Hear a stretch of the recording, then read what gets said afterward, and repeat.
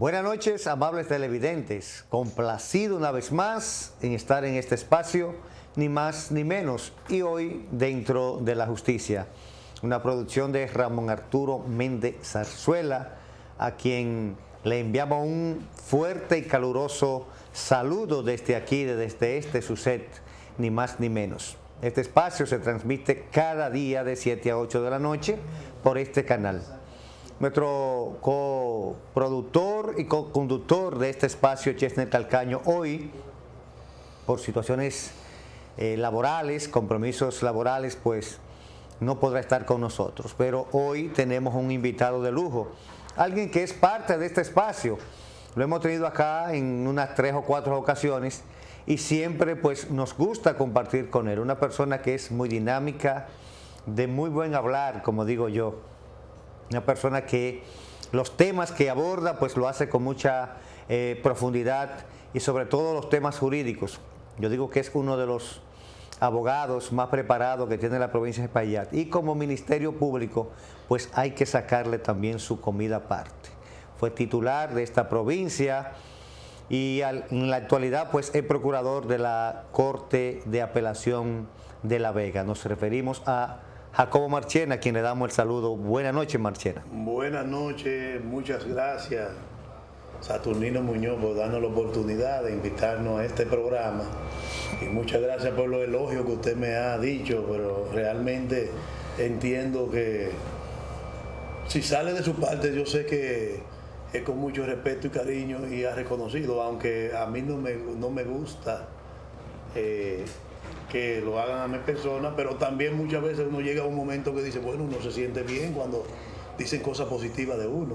Lo hacemos, magistrado, porque tenemos más tiempo conociéndonos, pero 15 años, ya para 16, compartiendo con usted, compartiendo profesión, compartiendo trabajo, y nosotros sabemos que lo que estamos diciendo es la pura realidad, porque hemos compartido con muchos, y no quizá con todas las personas que usted comparte, pues puede decir lo mismo como lo decimos de usted, y no es porque está presente, sino que siempre lo hemos dicho. Así es que muchas gracias. Es un placer de verdad que usted comparta en la noche de hoy con nosotros en Dentro de la Justicia, y con usted vamos a estar conversando, bueno, sobre lo que usted hace, Sí. Lo que se hace en la Corte de Apelación.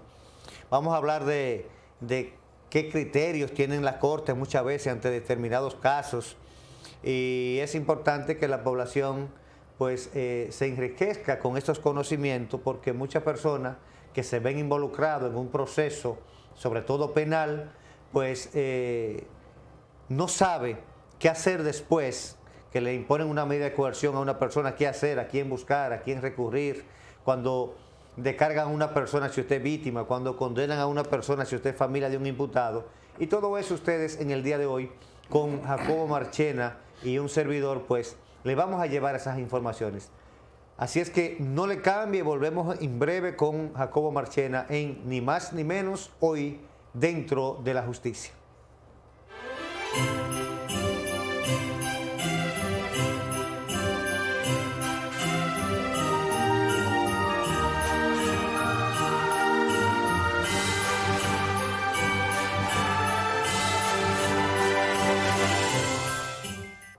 Ni más ni menos, hoy Dentro de la Justicia, y estamos aquí con Jacobo Marchena. Parece de Jacobo Marchena, pero todo el mundo lo conoce como Marchena.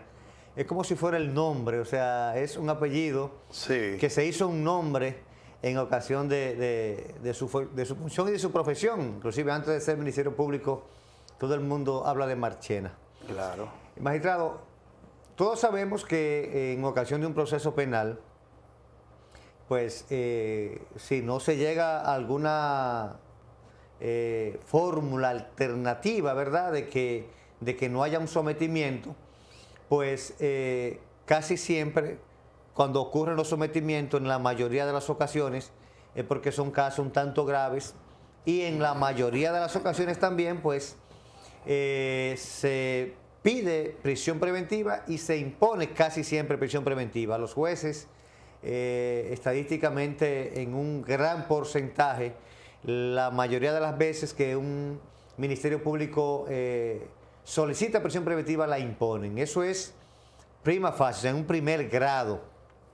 Pero una vez una persona se le impone prisión preventiva, existen mecanismos, ¿verdad?, para que la persona que no se sienta conforme, ya sea una víctima porque no le hayan puesto prisión preventiva, o el Ministerio Público, o ya sea el imputado o sus familiares porque no estén conformes, porque le hayan impuesto esa prisión preventiva, tienen mecanismos, ¿verdad? Pudiera ser una revisión de la medida en un tiempo prudente y pudiera ser el mecanismo más pronto que se puede solicitar, que es la apelación. En ocasión de una apelación, por ejemplo, de una medida de coerción, eso va a la Corte. Claro. Generalmente en la Corte, ¿qué pasa en la Corte? Ustedes como Ministerio Público siguen una línea institucional, tienen diferentes criterios. ¿Qué pasa generalmente en la Corte? Vamos a decir con una prisión preventiva reciente, porque pudiera ser ya en ocasión de la apelación de una revisión, pero en una prisión preventiva reciente, ¿qué generalmente pasa en la Corte? Bueno, realmente la vía de recurso de apelación está abierta en materia de las resoluciones del juez de la instrucción o del juez de atención permanente.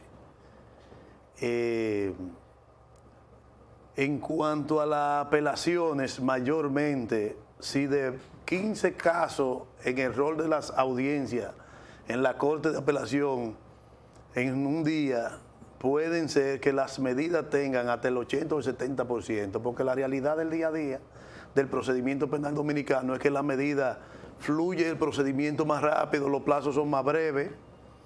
El nombre lo dice, que el juez de la instrucción o el juez de atención permanente dicta una resolución, la resolución es revisable, pero en ese caso es apelable también.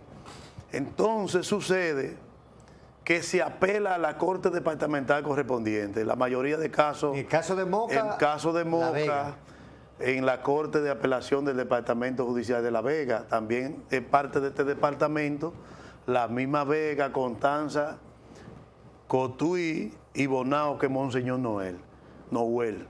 Realmente tiene 5 distritos este departamento. Las medidas de coerción de los 5 distritos se apelan ante la Corte del Departamento de La Vega.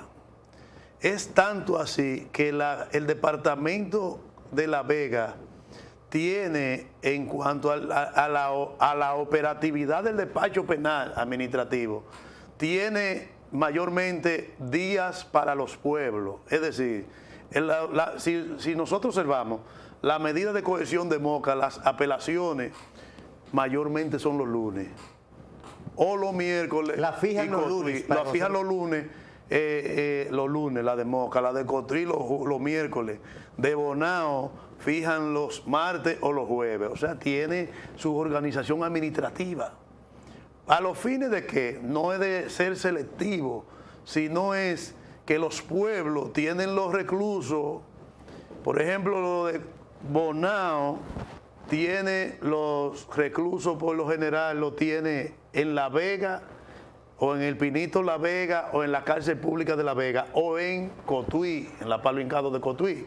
Entonces ese movimiento administrativo coincide con que esos son los días que esa cárcel traslada el mayor grosor de los imputados, en ese caso. Es un asunto de manejo. Sí. O sea, el engranaje departamental para conocerse las apelaciones de un departamento es muy complejo. Entonces, para no, en cuanto a lo general, aterrizar en lo particular, que es lo que interesa, y trataremos de explicarle a la población. Esa es la primera parte, el tamaño del departamento. El departamento de La Vega es uno de los departamentos con más trabajo en las apelaciones, porque los distritos tienen mucha actividad procesal. Entonces, ¿qué sucede? Cuando en Moca, provincia de Payá, dictan prisión preventiva en caso violencia de género, violencia intrafamiliar, estafa, escasamente abuso de confianza, los casos de violación a la ley 50 par de 8, homicidio, abusos sexuales, violación, robos, todos los tipos penales, todos esos tipos penales recurridas las resoluciones de esa prisión preventiva de esos tipos penales, van a la Corte de Apelación de La Vega. Todos los tipos penales. Sucede que hay algunos tipos penales, como en el caso de la violencia de género, por el asunto de la operatividad de esos casos, que tienen muchos casos en las Cortes de Apelación. Y en el caso de aquí de La Vega hay muchos casos. De Cotuí, de Constanza y de Bonao aparecen muchos casos. Ahora, el Ministerio Público tiene un conjunto de procuradores que obedecen a las directrices de la institución del Ministerio Público. La Procuraduría tiene un plan de prevención, persecución, tiene protocolos, tiene unidades de violencia en los 5 distritos. Creo que Constanza tiene una, creo. Sí. No estoy seguro. O sea, ya los 5 distritos en Cotuí la inauguraron. Bonao tiene su unidad. La Vega la reinauguraron y Moca. Realmente con todo su personal de apoyo, sus protocolos. Ahora, los casos son diversos. Violación. Una violación no podría proporcionalmente ser igual que un acoso sexual, por ejemplo. Un acoso sexual, e incluso el Código Penal tiene la Ley 2497 que modificó el artículo 309 y un conjunto de artículos hasta llegar al 340, creo que del Código Penal, o 350, 340 del Código Penal Dominicano.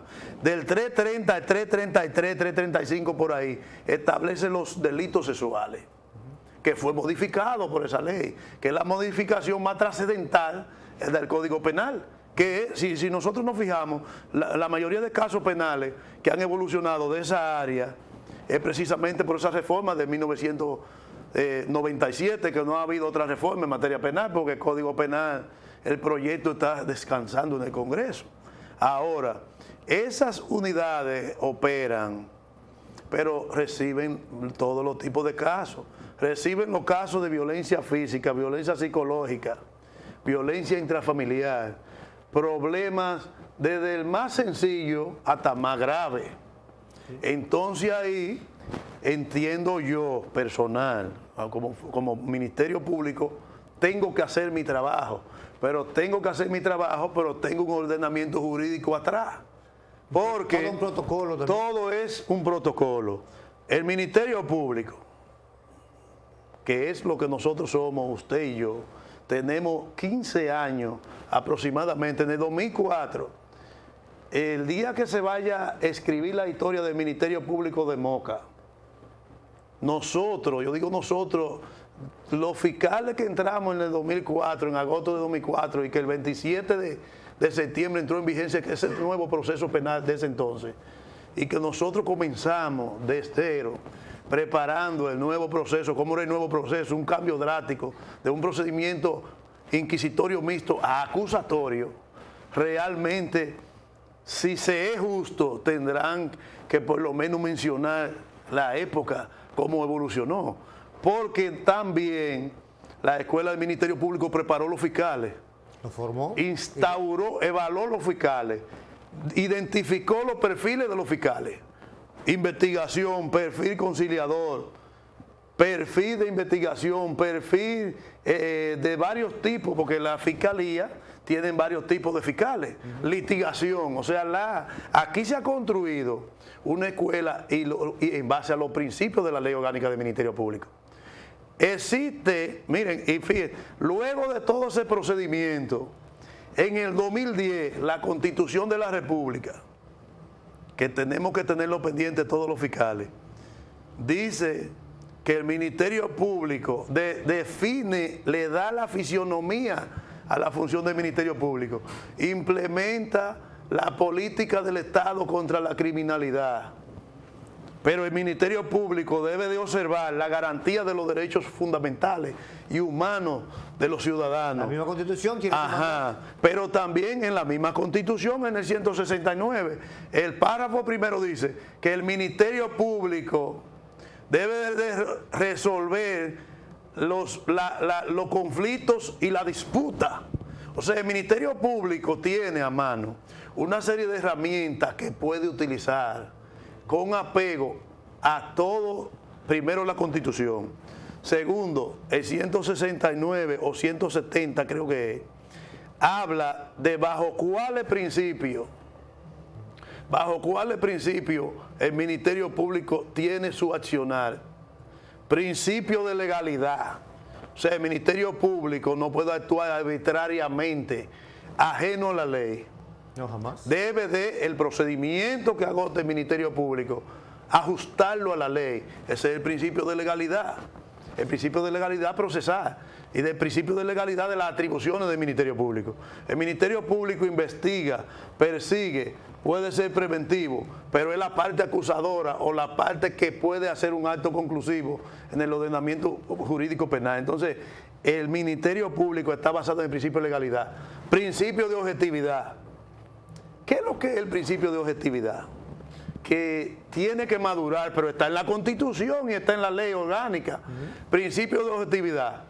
Que el principio de objetividad establece que el Ministerio Público debe de hacer una investigación cuando hay un hecho penal punible sancionado por el Código Penal, tanto a cargo como a descargo. Es decir, usted es un ciudadano. Si encuentra prueba para descargo, si encuentra prueba, no la puede ocultar. O tiene que ser sincero y producir un acto conclusivo que no sea la acusación. Ahí está el archivo del 281 con todos los de Código Procesal Penal. O sea, el archivo es producto, que hay uno provisional y uno que es definitivo. Producto precisamente de una atribución del Ministerio Público cuando no hay prueba en un proceso, sí, o cuando no tiene indicio, o lo que se llame para usted acusar a un ciudadano. Entonces, ese es el principio de objetividad, que no se puede confundir y que lo confunden a veces con el principio de imparcialidad, que es un principio que es más común para los jueces. El juez es el que debe de ser imparcial, porque el juez es el que juzga, sí, dos partes. Es neutral. Y en el caso del Ministerio Público, parecería la objetividad que sea neutral, pero no es así, porque si el Ministerio Público encuentra pruebas, acusa. Si no encuentra pruebas, no puede acusar. Pero también debe de observar los derechos de las víctimas, tutelarlos, protegerlos, pero también se choca el Ministerio Público con ese principio, que es que el Ministerio Público debe de garantizar, dice la Constitución, los derechos fundamentales o los derechos humanos, que eso es lo mismo. Garantizar, lo dice la Constitución. También la ley orgánica del Ministerio Público 133-11 establece el principio de objetividad. Y el Código Procesal Penal, creo que en el artículo 89, establece los principios, algunos principios, donde está el principio de objetividad, y en otras partes del Código habla de eso. Eso quiere decir, magistrado, uno haciendo un análisis de lo que usted nos acaba de decir, referente a la observación de esos principios rectores, mandatos que la ley tiene y que obligan a cada funcionario a cumplirlo, que pudiera ser entonces, por ejemplo, que en un caso cualquiera, no necesariamente tiene que ser de violencia de género, en cualquier caso, un Ministerio Público inicialmente que hace una investigación por el fervor, el furor, ¿verdad?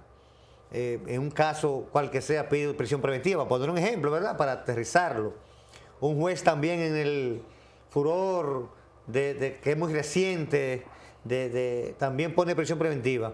Entonces, que en la Corte, no obstante existir ese principio de unidad de criterio que tiene el Ministerio Público, pudiera entonces usted decir, bueno, pero ese fiscal, en el caso suyo como Ministerio Público, los jueces, es decir, ese juez no valoró bien el principio de objetividad, ese juez no observó el principio de legalidad, nosotros sí lo vamos a aplicar, y eso entonces pudiera en modo alguno interpretarse con que no se siguen los lineamientos, sino que se está haciendo una valoración ahí en la Corte, ya más sosegada, más despacio, ha pasado un tiempo, ha pasado ese furor, ¿verdad?, que dan los casos al inicio. Sí. Pudiera ser eso y no se interpretarse entonces como que no hay un lineamiento, sino que sí es un análisis. Existen los lineamientos, tenemos una ley orgánica, tenemos los lineamientos de la institución a los cuales nosotros nos debemos y nos ceñimos. Para responderle la pregunta, magistrado, la Constitución habla del principio de unidad del Ministerio Público, el principio de independencia y el principio de jerarquía también, creo. O sí. La ley orgánica. La ley orgánica. Pero habla del principio de independencia del Ministerio Público, de unidad del Ministerio Público, en el espíritu que el Código Procesal Penal y la ley orgánica lo desglosa. ¿En cuál espíritu?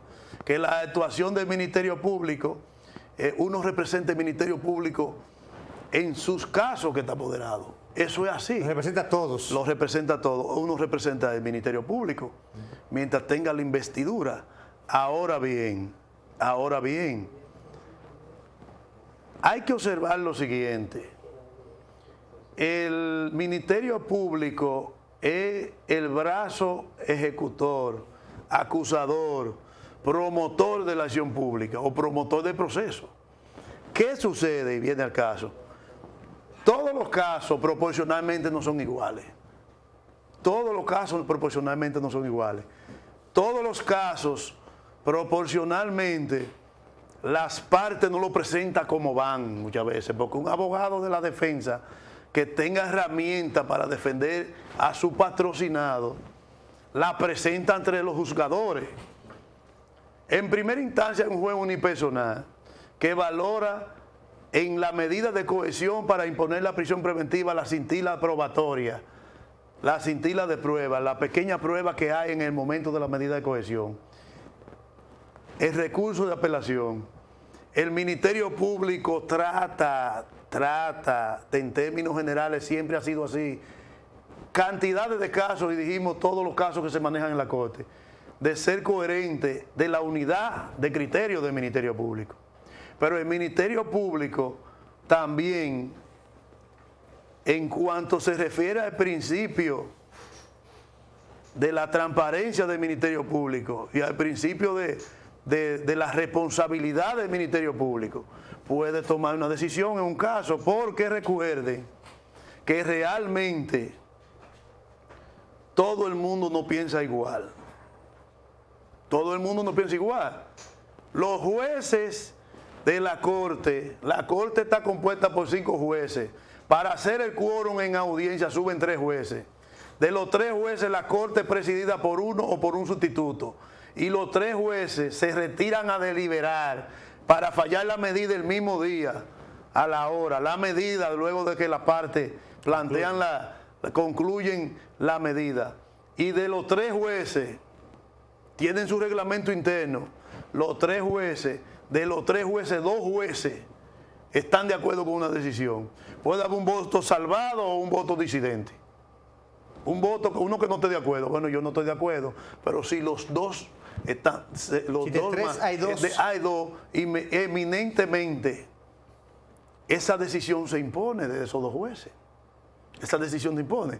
En cuanto al Ministerio Público, si nos ponemos a analizar estadísticamente,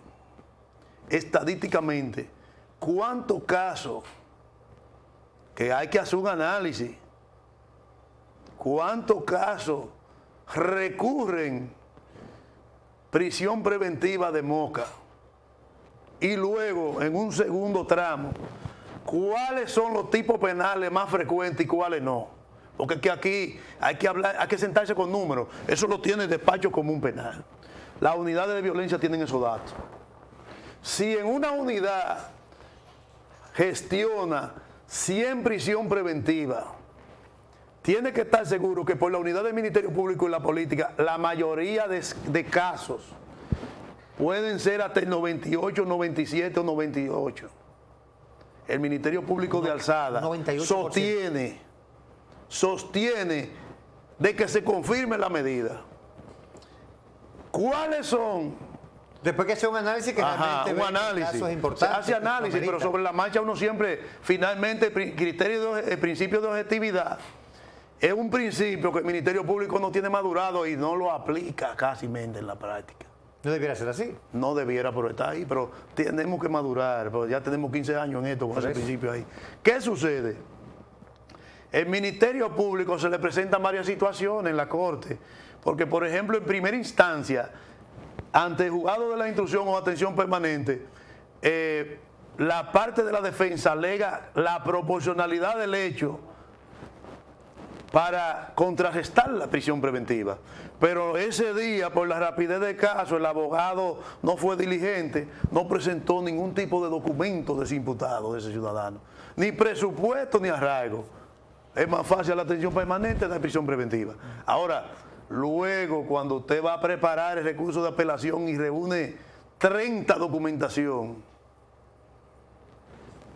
cartas de trabajo que está trabajando la persona, que estudia en la universidad, porque es que la gente no sabe eso. El 229 habla de arraigo y presupuesto, la resolución para la medida, con presupuesto del Ministerio Público, presupuesto para pedir la medida. Ahora los arraigos es del imputado, para demostrar que él no se va a sustraer ese procedimiento. Entonces el imputado reúne un conjunto de pruebas, que tiene carta bancaria, que tiene cuenta de banco, que la persona tiene una casa propia o que vive con un contrato de alquiler, que tiene 4 hijos en un domicilio, que lo tiene en un colegio, y algunas cartas de la comunidad. Y en el recurso presenta de que él pide que se revoque la resolución porque la medida fue desproporcional y que él se comprometa a continuar el procedimiento. Entonces, ya hay, y se agrega un desistimiento de una víctima. Se agrega que no estaba en primer grado. Nosotros como Ministerio Público haramos muchas veces en aras de cumplir con nuestro voto como Ministerio Público, con nuestro papel. Pero ahí están los jueces. Si de 100, son 3 jueces y un tribunal colegiado, sí. Pero si de 100 casos que el Ministerio Público, además en la sentencia o resolución, figura cuál fue el pedimento del Ministerio Público. El artículo 415, párrafo primero, establece para el recurso de apelación de la resolución, que es el caso de la prisión preventiva, 2 párrafos. El primero dice: desestimar el recurso, en consecuencia se confirma la decisión recurrida. Y el segundo dice: que en caso de con lugar el recurso, modificar la decisión recurrida. El Ministerio Público tiene que pedir o que se confirme, o en el peor de los casos que se varíe, pero que hay casos que desde aquí va la denuncia. Si hay prueba de daño físico íntegro a la persona, un certificado curable en tantos días avalado por el INACIR, una entrevista de la víctima, una serie de trabajos de investigación previa del caso, la más rápida para la medida, que hay que observar también, pero hay que observar equilibradamente todos los documentos que se presenten en el recurso. Ahí la Corte puede entender que la medida fue desproporcional, porque la mayoría de recursos de la defensa pública o la defensa técnica, que es la privada, giran alrededor de violación, eso me lo sé yo, artículo 40, párrafo 9, la desproporcionalidad de la prisión, el 222 del Código Procesal Penal, que la prisión es la excepción y la libertad es la regla. Esos son principios que lo tiene la Constitución de la República en el artículo 40, lo tiene la Constitución de la República, el Código Procesal Penal, hay tratados internacionales. Y por encima de todo ese ordenamiento jurídico, el Ministerio Público es coherente y los jueces también, quiero que ustedes sepan, hacen su trabajo y aplican su prisión preventiva. Porque si no podemos a gestionar cuántos presos preventivos hay en las cárceles del país, yo no sé ahora, pero el día pasado habían dicho que el 63% eran presos preventivos. Entonces significa que esa medida se está aplicando, no obstante a un ordenamiento jurídico con una Constitución de la República que dice que cuál es la función esencial del Estado social, democrático y de derecho, que es tutelar los derechos fundamentales y proteger la dignidad humana, la función esencial del Estado. ¿Y quiénes representamos en el Estado, en la justicia? El Ministerio Público, ahí lo dice, que hay que respetar. el aparato judicial, los jueces juzgan los derechos fundamentales, que ningún funcionario del Estado está por encima de esos derechos que reconoce la Constitución. O sea, estamos en un ordenamiento jurídico muy moderno, muy novedoso, muy garantista, que está aplicándose, y por encima de eso se está aplicando de 7 medidas, la más drástica en primer lugar. Y yo lo digo como fiscal, y quizás pueden decir, pero no es así, ese magistrado está equivocado. No, es lo que está ahí. Porque yo voy para 30 años siendo abogado. 30 años voy a cumplir. Yo me gradué a finales de 90, de 21 años. Usted tiene como 25 años en esto. Yo ejercí derecho laboral primero. Procedimiento civil he ejercido. Y penal. Y entiendo algo de derecho constitucional. Y no tengo una maestría de derecho constitucional. Pero no quiero hacerla. Porque a veces pienso, ¿la quiero hacer o no la quiero hacer? Porque es que el derecho constitucional, que es el derecho que es más moderno, que tienen los tribunales que aplicar por encima de los procedimientos especiales, y que hay que observar, hay que respetar. El derecho constitucional es muy filosófico y fino. Si fuera por ese derecho constitucional, fuera al revés, no todo el mundo estuviera en prisión preventiva. Oye, es una realidad, o sea, entonces, pero estamos frente a eso y estamos trabajando con eso. El día que me toque ejercer, si puedo ejercer, entonces tendré que alegar eso. Bueno. Pero como fiscal, acusador, representante del Estado y la sociedad, tenemos que hacer nuestro trabajo con los principios fundamentales. Le vamos a pedir un permisito al magistrado Marchena, que realmente nos está dando una cátedra de lo que es, y yo sé que no me cabe la menor duda porque lo conozco, ser un buen fiscal, ser un buen ministerio público, aplicando los principios rectores, pero no haciéndolo de manera mecánica, sino realmente observando esos mandatos constitucionales y procesales. Nosotros vamos a pedirle a ustedes nueva vez un breve espacio para que se coloquen los comerciales y nosotros venimos en breve. No le cambie.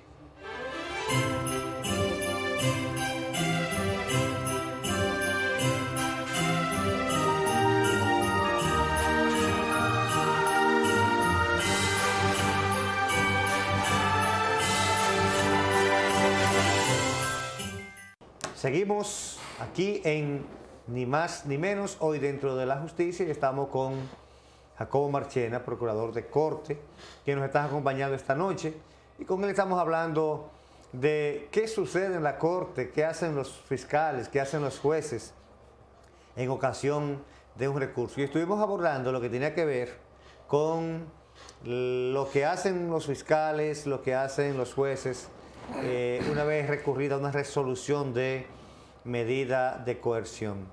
En los casos, magistrado, de auto de no al lugar, que también son recurribles, y en los casos de sentencias ya condenatorias y de descargo, ¿qué hacen los fiscales generalmente? ¿Qué hacen los jueces? Bueno, en los casos de no al lugar, si el no al lugar mayormente lo recurre el Ministerio Público de primera instancia y el querellante. Evidentemente, el Ministerio Público de alzada sostiene el recurso, porque el recurso es por escrito, se deposita en la Secretaría del Tribunal, en el plazo de ley, del no al lugar, y entonces inmediatamente va a la Corte. Los medios de recurso son lo que dice el recurso tanto del Ministerio Público como de los querellantes.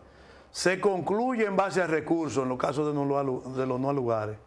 En caso de la sentencia absolutoria, el Ministerio Público, si es en contra de su requerimiento, en caso de la sentencia absolutoria, el Ministerio Público recurre, sostiene el Ministerio Público de la Corte en base al recurso apoderado, porque evidentemente los medios de recurso, conforme al Código Procesal Penal, son los medios que se van a discutir en la Corte. Los medios que se van a discutir. Ahora, cuando hay una sentencia condenatoria, mayormente, conforme o no con la condena, el imputado es el primero llamado a recurrir porque fue la persona condenada. Muchas veces el Ministerio Público no recurre, ni el querellante, o el querellante recurre. El Ministerio Público lo único que tiene que pedir es, porque no recurrió, que se confirme. es que se confirme, se desestime el recurso por improcedente, porque no cumple con los requisitos de los fundamentos que está esgrimiendo esa persona en su recurso, y que se confirme la decisión. Porque hay un principio que no se le puede agravar en su No propio se le recurso. puede agravar su propio recurso, pero también ligado a ese principio está de que si el Ministerio Público no recurrió, me explico, vamos a explicar un caso brevemente. El Ministerio Público pide 20 años por un homicidio. El imputado es condenado a 10. El imputado siempre va a recurrir porque fue condenado a 10. Ahora, si el Ministerio, hay dos escenarios. Ministerio Público apela, puede pedir que se revoque la decisión con su recurso, que se acoja su recurso por el 422 párrafo segundo. Evidentemente la Corte dice su verdadera sentencia condenándolo a 20 que está pidiendo. El Ministerio Público puede pedir su condena en la Corte o pedir un nuevo juicio de acuerdo a los requisitos de recurso, a los fundamentos. Ahora, si el Ministerio Público no recurre la condena, el imputado es pedir rechazarle su recurso y él pedir que la confirme, porque el Ministerio Público en la Corte, nosotros si no hay un recurso de un Ministerio Público no podemos pedir que se condene más años.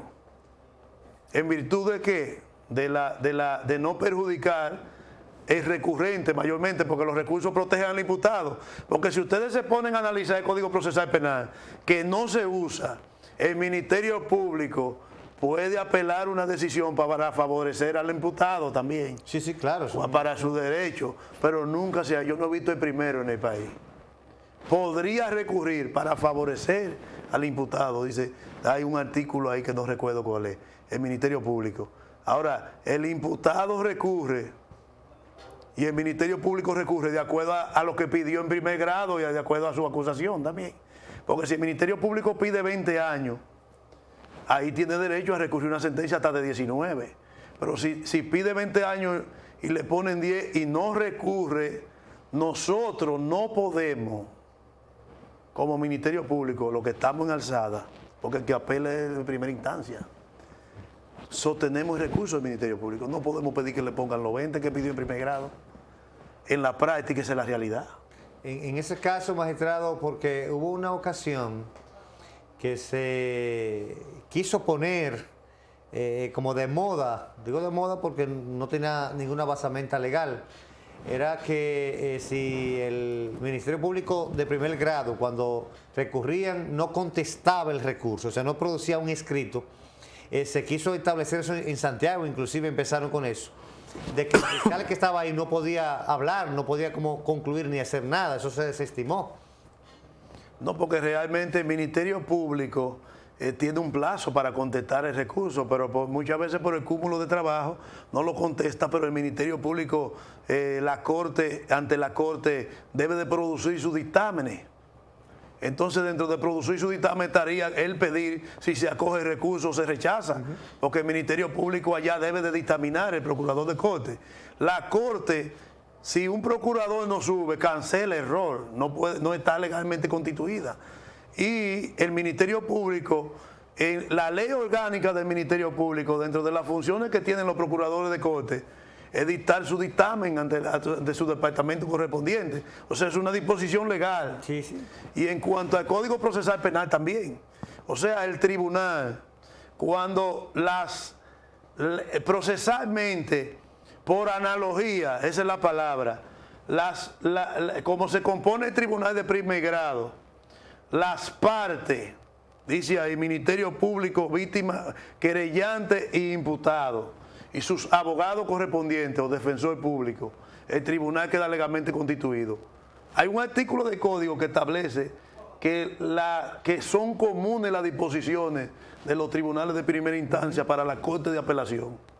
Entonces, se sobreentiende que la Corte debe de constituirse con un Ministerio Público como parte del proceso, con un querellante o víctima que comparezca y un imputado con su abogado defensor. Si el imputado no tiene su abogado, se aplaza la audiencia. Entonces, si no hay Ministerio Público, la audiencia se va a aplazar también. Sí, se notifica al superior, dice, para que se notifica para que envíe uno. Eso en la práctica el Ministerio Público siempre va. Sí. Tendría que ser que haga un paro o una huelga para que no vaya, porque hay Ministerio Público.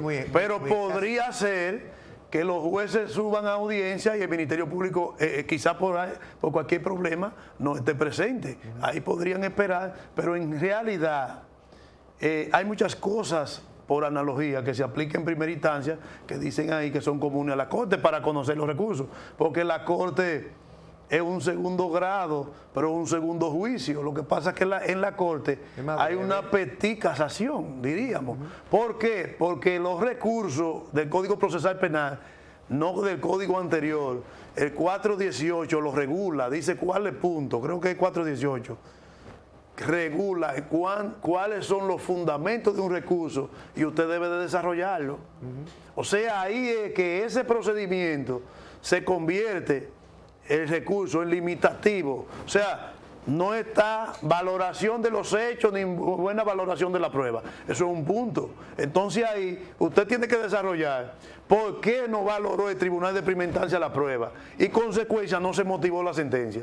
O sea, fue ilícita la prueba. Usted tiene que señalar eso, que las pruebas de la acusación, sea la pericial, sea la testimonial, no fue bien valorada, que la declaración de un testigo no fue bien valorada por el Tribunal de Primera Instancia, que el peritaje y someter la prueba, y someter la prueba porque o que el tribunal no cumplió con el Código Procesal Penal, ni con las actas que se levantaron en la prueba, ni con los cientos, porque hay un conjunto de actas que son pruebas ahí, actas de fragancia, 224, 175 y siguientes, el allanamiento, todos tienen sus formalidades.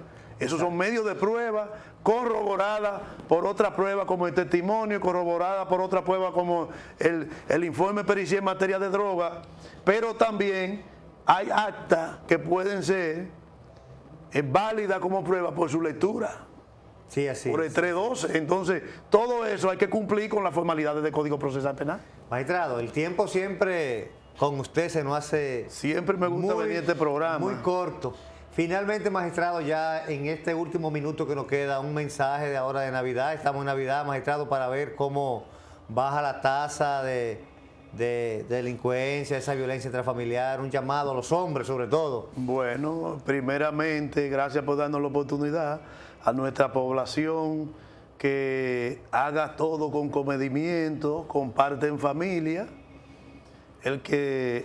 mayormente el alcohol en exceso puede ser la consecuencia de violar la ley en cuanto a esos problemas, violencia intrafamiliar y eso, realmente limitarse, olvidarse de esos problemas personales, no pasarse de trago, no conducir ebrio, porque eso produce también un conflicto de violar la ley de tránsito, un conflicto de desgracia y muerte.